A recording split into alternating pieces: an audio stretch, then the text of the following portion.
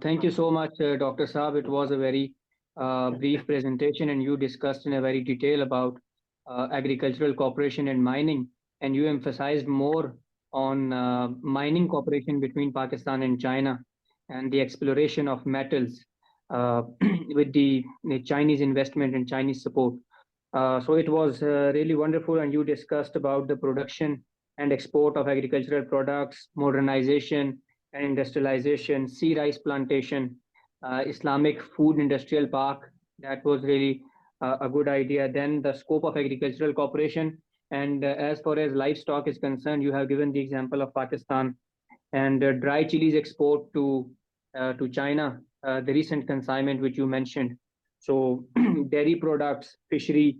I think we need to focus, as once you said that there are some joint processing plants. So there is a need of creation of these joint processing plants, not only for meat, but also for other products as well. And intercropping techniques are really important. We need to focus more on that by informing our farmers and by equipping them with these techniques. Um, Definitely, green energy is also linked to the agricultural cooperation. Then joint working groups on agriculture, China, Pakistan, Green Corridor.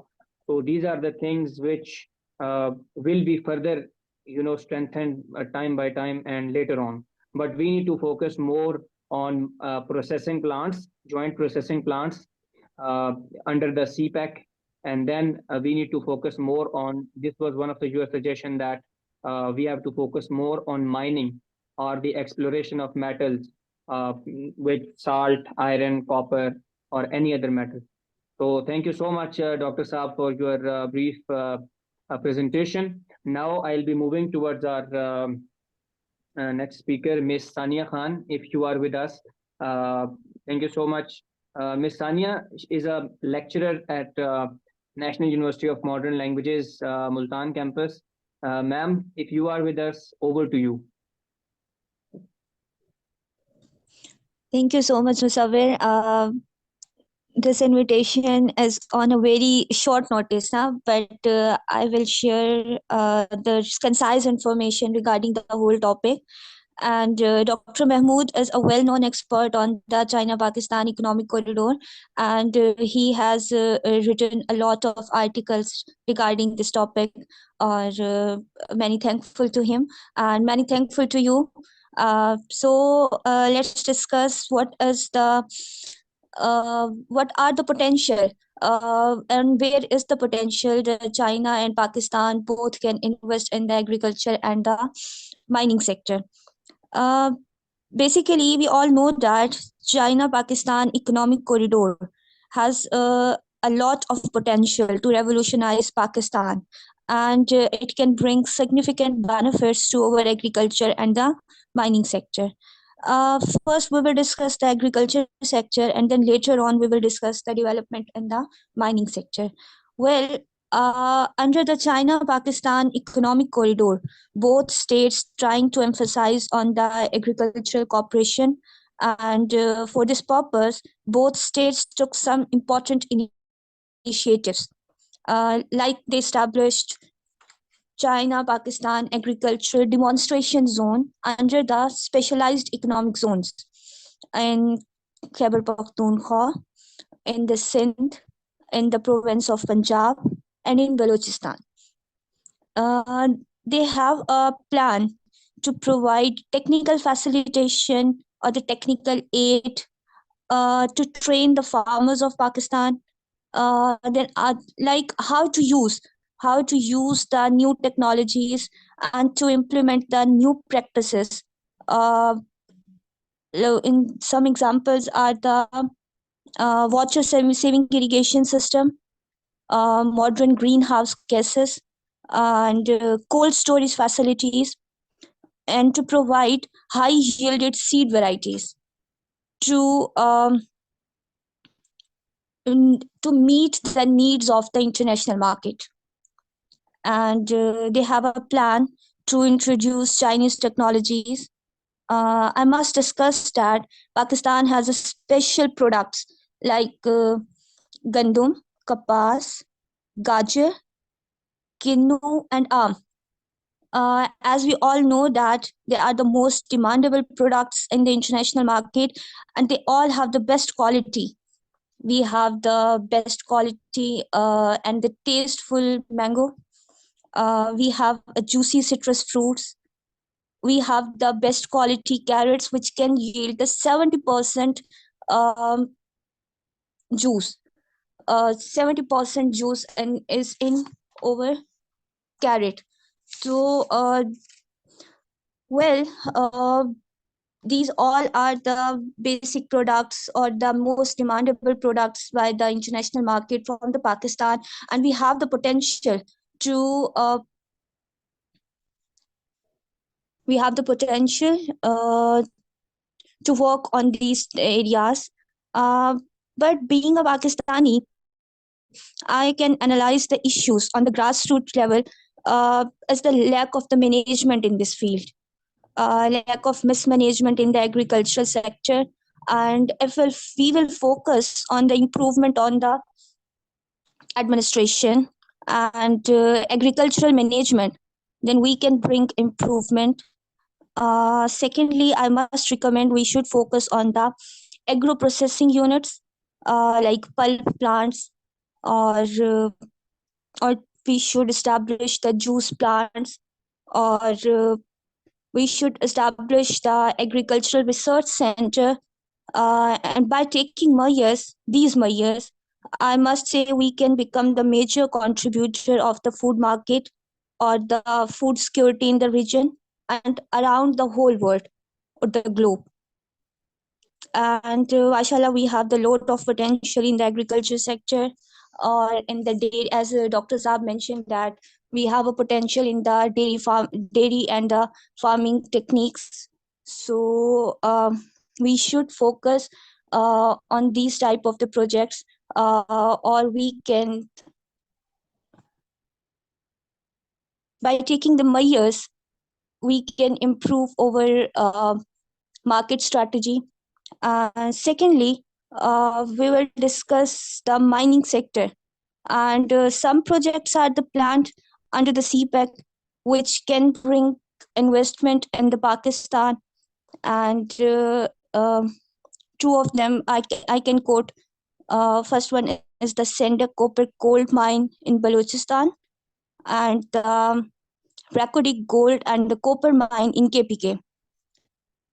Uh, Dr. Mahmood Saab said that there are some processes um in the mining sector. First, we have to focus or to improve the uh, exploration of the mineral process.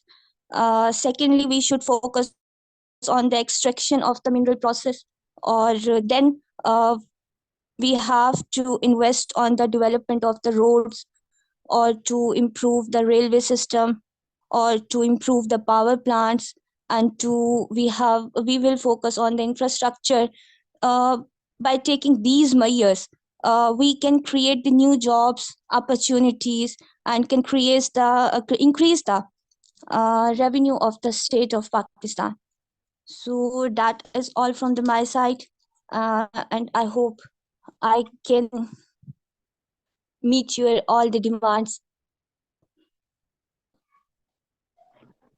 Thank you so much, Ms. Sania, as both of our speakers joined us on a very short notice. And thank you for your comments about the agricultural cooperation and mining. And you also emphasized on the exploration of when you were talking about mining, you discussed that exploration of and then move toward the infrastructure, and you discuss about the two projects as well regarding mining, one in KPK and another one in Balochistan, and then the cold storage facilities. And definitely we have some structural deficiencies, or you can say there is mismanagement uh, in the agricultural sector when we talk about agricultural cooperation. So we need some processing plants, and I think special economic zones can be the best way through which we can, establish these processing plants in these special economic zones, because when we talk about special economic zones, or when we talk about these processing plants, so it depends that Dr. Saab said that intercropping techniques. So I think if we emphasize more on the intercropping techniques, then we will be able to, uh, as we have very good quality of mangoes and other products, and recently we sent chilies. Our mangoes are exported all over the world, uh, even in Europe.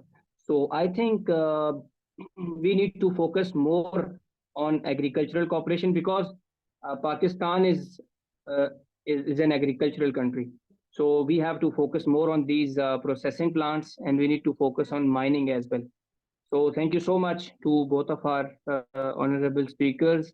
Now we will be moving towards our panel discussion, and Sayyid Shamsul Hassan is with us.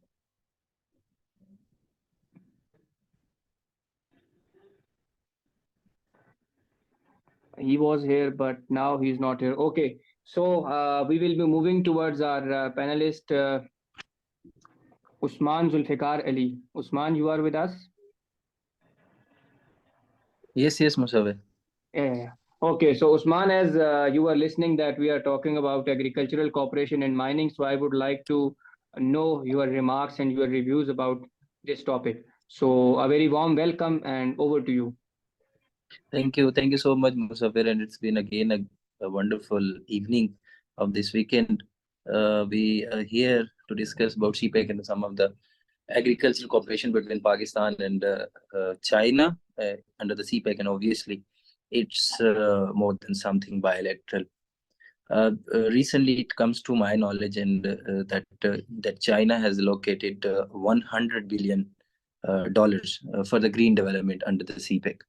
So it's again that the CPEC that the authorities do want to make this project successful with the emerging challenges of the climate change, with the emerging challenges of propaganda and different things. So the project is already on its toes, working all around the country. In the first phase, it has been remained very successful with the brick and energy projects, as we also discussed in this program earlier.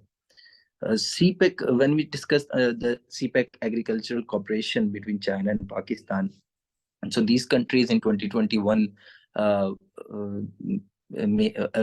opened up a CPEC Agricultural Cooperation Center at the PMAS Arid Agricultural University in Rawalpindi. In addition to it, Agricultural Technology Demonstration Center at the Gawadar has also been opened up to promote further agricultural cooperation between China and Pakistan.